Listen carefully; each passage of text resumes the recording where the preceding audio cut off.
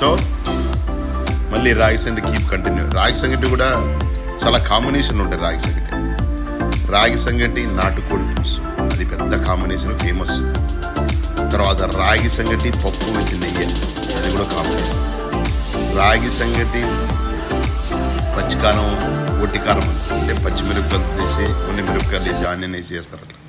తర్వాత ఒట్టి మిరపకాయలు వేసి అలా చేస్తే అది గబ్బలే ఉంటుంది. అప్పుడు పొలాల్లో ఉన్నప్పుడు మేము మా పొలం కూలి వాళ్ళు వచ్చినప్పుడు తీసుకొని వెళ్ళి వాళ్ళకి ఇచ్చినప్పుడు మనం కూడా అక్కడ తింటే ఆ గాలికి ధూళికి తింటే ఎంత టేస్టో.